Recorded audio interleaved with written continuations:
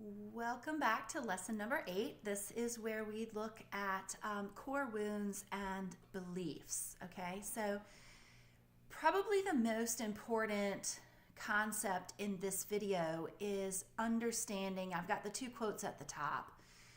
We do not see things as they are, we see things as we are. And a belief is not merely an idea that the mind possesses. It is an idea that possesses the mind. And there's another one I've got in here somewhere that basically says you do not get what you want, you get what you believe. And so most of the core wounding that we experience will happen between the ages of 2 or 3 once we get some comprehension of things. So 2 or 3 and 7 or 8 years old. That's when the most of the programming takes place. And what happens is, as we experience things, we experience, the 3 main causes are shame, abandonment, or betrayal. And, anytime we feel those 3 things happening, we have an experience that creates that. It creates a core wound. And what happens is our ego says, this hurts, this is something to pay attention to, and then based on that wounding, it creates a belief. Okay, so, for example, if you had, I'll just give you a true life example for me. I grew up in a family with both my parents, but early in my life, my dad was in the Navy, and he would leave for long periods of times. And I have vivid memories of being on the bed recording audios, tapes, so that we could mail them to my dad while he was gone. And I remember crying and missing him so much. And, my 3 or 4-year-old self, of course, there's my dad doing the right thing, supporting the family, supporting the country, etc., whatever you believe. And I'm crying because I don't understand that at 4 years old. I just know my dad is missing and I want him back. And the pain associated with that, taught me that, I can't rely on men, masculines to be there. That was a wound, that he would come back home and then he would leave again, and he would come back home. And sometimes when he came back home, he didn't look the same. He would have these big beards, and, of course, again, I didn't understand. And just so not every core wound has to be some magnificently traumatic event. That might not sound terribly traumatic to you as much as, for example, a young child whose father left and never came back. Obviously, that's, a lot more traumatic of an experience.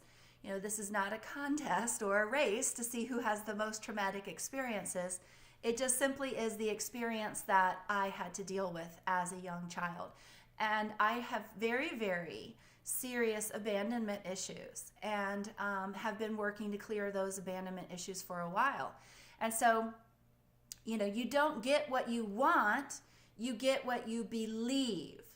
And what you believe, you will always act upon your beliefs. Okay? If you believe something to be true, then your actions will match that. And when you believe something and you act upon it and you vibrate that, then the universe is right there to give you lots of experiences to match up with it, because they're giving you the evidence simply because that's what your belief is. Okay? So for this particular lesson, it's all about understanding what are your core wounds and beliefs that you've come here to clear. Because the only reason you've brought them forth, or that they're coming up, is because this is what your particular lesson in this lifetime is. This is a series of lessons for you in this particular lifetime. Okay? So the first thing here, we've got core wounds. Triggers are the roadmap to your healing. Okay, identify what triggers you and we can identify the core wound and belief. I also get triggered easily about size. You know, I've been 6 feet tall my whole life. I've always been bigger than all of my friends. I never could share my clothing with other girls, you know, that kind of thing. So I get triggered. There's wounding there that needs to be cleared and healed. So how does triggering show up for you? Where do you get triggered? You know, certain things bother you and certain things don't.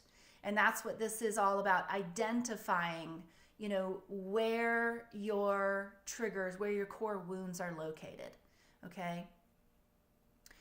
Core wounding is the event that actually created the belief, okay? Your subconscious, your ego, is going to try to protect you when something hurtful happens. And when that happens and it's not fully understood or expressed or dealt with, you know, because a lot of times, especially growing up, you know, we were told, don't cry about that. You know, that's not, I'll give you something really to cry about. If you want a reason to cry, I'll give you, you know, our emotions were suppressed a lot of times. And so here we are with this emotional trauma, regardless of how big someone perceives it is. And we're told, oh, don't worry about that. Don't think about that. Don't cry about that. And so our feelings were not dealt with. And so we created then this belief that, you know, that this was just how it is, and that, you know, men come and go, and that it's not reliable. And when they come back, they're scary, and all of these kinds of things that as a 4-year-old, you know, I don't understand the adult side of that. I only understand it from my 4-year-old perspective. There's my dad one day and he's gone for 10, 12 months the next day. And I'm missing him and wanting to play with him, and he's not there. So that creates a wound, you know, that men are unreliable, that these relationships don't last, that they don't stick around. And so that has created a lifelong abandonment issue for me. So then we have, the next is core wounds can be traced back to 3 main causes: shame, abandonment, or betrayal, which we talked about. The core wounds are what help create the core beliefs that in the subconscious mind then create a vibration. You know, there's a lot of discussion on, you know, truthfully, the bottom line is, if you want to create change your life, you have to change your beliefs, okay? And so people say, well, if it's just about changing the beliefs, why do we need to go back and find the actual wound? And the reason is because not only does this wound store a memory in your subconscious, it also stores the emotion, gets energetically stored in your emotional body. And so until that emotion is found and released, you're creating that vibration without even knowing about it. Because what you believe is what you will always get. You will not get what you want. You will always get what you believe. Okay? Think about it. That's why some people can go on a diet, exercise, and never lose a single pound. Because they don't believe that they're worthy. They don't believe in their body image. They don't believe in themselves. You can exercise all day long, eat salads all day long, and if your beliefs don't line up with your actions, then your vibration is going to continue to bring everything that you don't want right back to you, okay? So then the core wounds not only store a specific mental memory, but an emotional. That's why we have to clear both to complete the healing. So let's look at beliefs, because if the crux of everything, and I mean everything, is understanding who we are, which is pure love, light, natural flow, ease, well-being. That's who we are. That's who we are here to be, okay? But in the process, we encounter these experiences and core wounds get created, and then the beliefs spawn off of the core wounds. Then we have to heal the wound by changing the belief. We have to go re-experience the situation so we can clear the emotional space in our energy field, and we can also clear the memory space by planting, getting closure and forgiveness and planting a new belief where the old belief was. So that is the whole crux of everything. You want to heal, you got to change the beliefs, okay? So what exactly is a belief? Well, there's only two types of emotions, two types of beliefs. There's alignment, there's misalignment. That's it, okay? So you're either based in love, you're believing that you are a divine being, you're believing that you are magnificent, you're believing that you are worthy, or you're based in fear, where you're afraid that, life is not safe. I am not safe. Things are not good. I am not worthy. That's fear. You can only be in one of the two. You're either in alignment with love or you're in misalignment with fear. Now, here's the good news. It doesn't matter where you are. It can be corrected. It can be fixed. It can be addressed. It can be healed. And you didn't experience anything by accident. It is all here for your growth. Okay, so a belief is not a thought or opinion or idea. It's actually much more complex. Okay, and what's interesting also is that most of the beliefs we have didn't actually come from us. They came from outside of us. Because if we were totally in alignment with love, the only belief that we would have is what? That we're divine beings and that we're all connected and everybody is divine and everybody is magnificent. Okay, so if we have any belief other than that, it certainly did not come from within. So it had to come from outside of us. It had to come from an experience or come from a teacher or come from a friend or a neighbor or a family member or a parent. Okay, it had to come from somebody else. A belief is nothing more than a thought or thoughts that you've had over and over and over again. Okay? That's the only thing that makes a belief true for you, is that you've been thinking it a long time. All right? If you go survey 500 people, you'll get 500 sets of beliefs. And what's true? Well, they're all true for that person. They're all true for each one of those people. And it's only true because you've been practicing it over and over again. Okay? Again, if it's in alignment with love, then it's probably true. If it's in alignment with fear, then it's probably not true. Because if we know who we are, which is why we just did that exercise number 7, understanding who we are, then we know that we are worthy of love, the most divine love. And everything else is just an experience to propel us forward. Okay? Beliefs have an emotional charge or vibration behind them. That's why beliefs are so much more powerful than thoughts. A thought can change. It's just a thought can change. So can beliefs, but they take a little bit more time because they're a little bit more ingrained, or they require, healing behind it in order to come up with a new belief. But the emotional charge behind it is what creates the vibration. So that's why it's important to do this, because you might be carrying a belief with a vibration that you're not even aware of. And that's why something isn't manifesting in your life. Not because you really want something, you've been working really hard to manifest it and thinking positive thoughts, but deep down in that subconscious, there is a conflicting belief that has an emotional charge behind it that's keeping you vibrating at a level that's inconsistent with the vibration of what it is that you want. Okay, so that's why it's important to understand the difference between thoughts and beliefs. Once again, you don't attract what you want, you attract what you believe.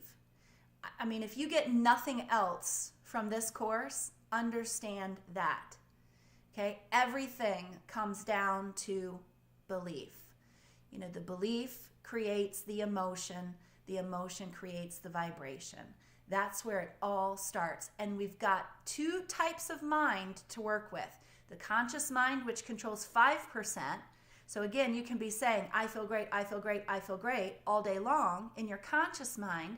But deep in your subconscious is a belief that you don't feel great or you're not worthy of feeling great. That vibration, 95% of everything that you do, is going to be in line with that belief, because 95% of our subconscious, that's what's controlling us. Okay, and 95% of what we do is coming from our subconscious. And so that belief is vibrating at a level that's much more powerful than the current thought of, I feel good, I feel good, I feel good. Now, is it possible to change your beliefs in the moment and manifest something in the now? Absolutely. But that's not going to be sustainable if you don't go in and change the core beliefs as well. You might get something temporarily or be able to do it on occasion or here and there, but until you go in, you might find that success is fleeting, or you might find that it happens only when you focus on it. We're natural co-creators. It's not supposed to be difficult. And if we clean up our belief systems about everything that we desire, all of these things will then come easily to us instead of having to effort so much for them. If you're not getting what it is that you want, it's because you have a belief that doesn't line up with it. Okay? So in any situation in your life, ask yourself, what must I believe to be true for this to be showing up in my experience? Because you are the creator of your reality. And that comes right down 100% to what you believe. And if you look at those core beliefs, again, we have to look for them sometimes because they're buried in our subconscious mind, not necessarily fully aware of them. It's not something that we consciously think about all day long. But what must you believe to be true in order for this to be showing up in your experience? You know, if somebody comes to me and says, well, I really want to manifest X, and I really believe it to be true, and I say, well, then where is it? You can't possibly believe it to be true because it's not here. It's not happening. If you believed it to be true, it would be there. Okay? So that's really where this work comes down to. So let's look at the characteristics of beliefs. Okay? Beliefs cause an emotion or some physical feeling in your body. Remember, we talked about this in lesson 1. You know, the thought or belief creates the emotion, that creates the vibration, the universe responds to the vibration. Every belief creates an emotion or physical feeling in your body. You know, you can feel it when you're stating a belief that you don't believe to be true. You can say, oh yeah, I really like my life, and you can feel it in your gut if it's true that you don't really like your life. You know, you can feel it. You know, if you say something that isn't true, a belief that isn't true, you can feel it in your body. You can feel it's off. Okay? Here's the best part about beliefs. There is lots of evidence that you've experienced for it to be true. And the evidence makes it true simply because the universe was responding to your belief. It's not because it has to be true. Remember, if it doesn't align with love, it's not true anyway. If it's aligning with fear, then that's the ego. That's not who you truly are. Okay? And that's something here for you to learn and grow from. Okay? So if there's evidence of, well, all my life this has been true, that's because it's been a belief. The belief creates a vibration. The vibration is responded to by the universe. Of course there's evidence. There has to be evidence because you believed it to be true. Universe doesn't have a choice but to respond with a like vibration. Okay? A lot of times beliefs that you really have to be, they have to be right. Well, we already talked about, do you want to be right or do you want to be happy? Okay? And so it's about releasing this idea of wanting to be right or having to be right or needing to be right. When you need to be right, that's your ego. Okay? So ask yourself, do you really, really want to be right? Or do you really just want the change? It's up to you. It's up to where you want to set your beliefs in. Okay? Our beliefs then create filters for which we view life. You know, we believe that if you eat too many calories, you get fat. That's a belief that we have. And the truth is, your body is perfectly capable of managing perfect weight on its own, regardless of what you eat. I know that's going to shock a lot of you. You're going to say, that doesn't make any sense. Science tells us. Okay? Well, I'm telling you right now that Source tells us our natural state is well-being. Okay? We believe if we eat certain foods, they'll make us fat. So guess what? They do. You eat that food charged with the energy and belief that it's going to make you fat, and so your body responds, doesn't have any choice. Your body responds to that vibration of holding on to fat and making you fat. That's why it has nothing to do with metabolism. That's why some people can eat whatever they want and never gain any weight, and some people can't. It's all about the belief. It comes all down to beliefs, okay? But those are filters. We have lots of filters on how we see things. How we see, we have filters through religion. We have filters through all of those things, and we create judgments based on our beliefs, okay? A belief also has power and momentum behind it, okay? So because we've been practicing it for so long, and because we've attracted so much evidence into our life, there's a lot of momentum and a lot of power behind our beliefs for those two reasons, okay? So take a look at the exercise there and, taking a look at the chart. But I also want you to just sort of play around with this thought, and I'm just going to kind of go with this for a second. Can you be, all right, let's just say, for example, let's just use an example so you can see how this will work. And we'll probably talk about this on one of our calls. Let's say the example is you need to lose 100 pounds. Now, is that going to take a long period of time, or is that going to take a short period of time? So if you say, well, it's going to take a long period of time, and you say, well, why is that? Well, because it has before. Okay, so can you be 100% sure that losing 100 pounds is going to take a long period of time?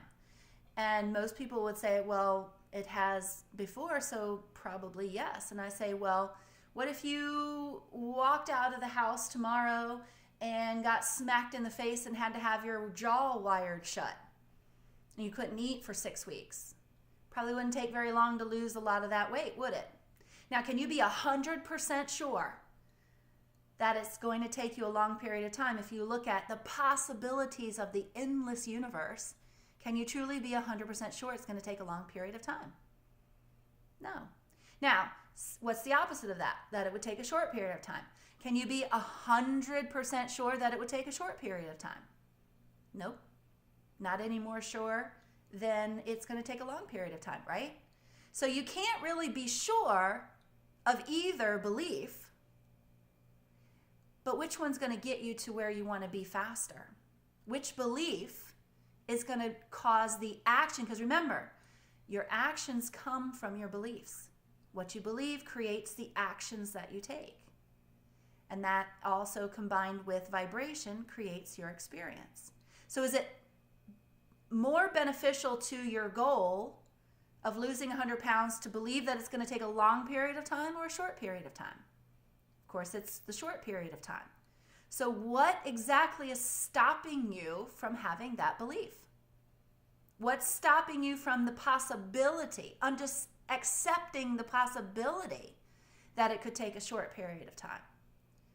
Okay, practice that belief, and guess what your actions will line up with? Short period of time. Okay, now in addition to that, we've got to go in and understand the core wounding, and we'll talk about that in another segment. Clear out the actual core wounding of what caused that belief. But that's how simple and easy this is. It all comes down to what you believe. So if you look at the chart, base ego versus and fear versus true self and love, where do you find yourself falling? And we're going to have situations on both sides of the chart, because for most of us, we're not, unless you're completely, entirely disconnected, then you may not find any resonance with the love side. But most of us can find at least one or two on the love side, and then we'll find, probably a few more on the ego side, on the fear side. But take a look at the underlying energetic meanings of some of these emotions. If we don't need to clear out the love beliefs. Those are good. We want them to stay. We want those to be, because that's who we naturally are. So there's no issue there. Okay, what we want to clear out are the fear-based beliefs. So if you're experiencing the emotion of worry, anxiety, overwhelm, doubt, frustration, probably your belief is somewhere buried is that you're not safe, secure, or protected. Okay? If you have the emotion of blame or revenge or hatred or anger, then it's most likely rooted in feeling powerless, okay, where you are not seen, heard, or understood or respected for who you are. You're not safe. You're not worthy. If you're experiencing something like insecurity or jealousy or unworthiness, you might have a deep embedded belief of not being worthy, not being lovable as you are. Well, if only I could do this, then I would be lovable. Okay? That's not who you truly are. So then we look at depression, disappointment, discouragement. And by the way, jealousy, insecurity, and unworthiness, that's a situation where you are sort of half disconnected. You're somewhat connected, but you're not completely closed off. Once you get down to complete hopelessness and depression and despair, that is complete disconnection from who you truly are, disconnection from your source. And that's when you get into real severe beliefs of, I am not worthy, I am not lovable, everything I do is wrong, there is no hope. That's complete disconnection from who you are. So really it's about going in and clearing out that core belief and then replanting new beliefs. Understand. That's why it's so important to understand who you are. Okay? When you're completely disconnected, it might be a bit more challenging of an exercise to do, but we can get you there. Okay? So go through this material, really study, really study this exercise, really study this lesson, and understand how important and how powerful beliefs are in this process. And I'll see you on the next video.